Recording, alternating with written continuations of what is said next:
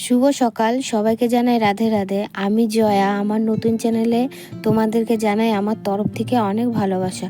তো সকালে ঘুম থেকে উঠে আশিবাসি কাজ সেরে স্নান করে চাটা খেয়ে চলে এসেছি একবারে ঘর গোছানোর জন্য।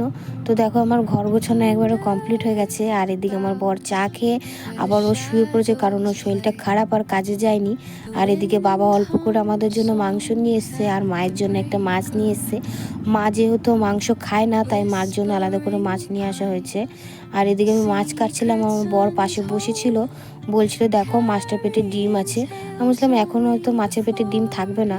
বলছিল না তুমি কেটে দেখো না, মাছের মধ্যে ডিম আছে।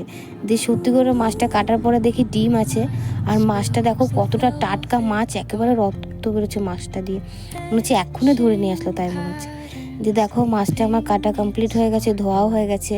আর এদিকে মাংসটাও ধোয়া হয়ে গেছে। একবারে দুপুরের জন্য চলে এসেছি রান্না করার জন্য, কারণ আজকে আমি একটু বেলা করে ঘুম থেকে উঠেছি, ওই জন্য সব কাজও করতে লেট হয়ে গেছে, রান্নাটাও বসাতেও লেট হয়ে গেছে। কারণ বর সকালের দিকে কাজে বেরোয়নি, আজকে খেয়ে দিয়ে কাজে বেরোবে, তাই তাড়াতাড়ি রান্না করে নিচ্ছি। তো দেখো এদিকে আমাদের পুষুর মজা দেখো, একটা ইঁদুর দেখেছে, ইঁদুরটা ধরবে বলে ওখানে বসে আছে। তো এদিকে আমার রান্না কমপ্লিট হয়ে গেছে, ভাত করেছি এদিকে, এদিকে মাছের মাথা দিয়ে ডাল, আর মায়ের জন্য মাছের ঝাল, বেগুন ভাজা, আর মাছটা পেটে যে ডিমটা ছিল ওটা ভাজা করেছি, আর আমাদের জন্য মাংস হয়েছে। তো আমার ভিডিওটা ভালো লাগলে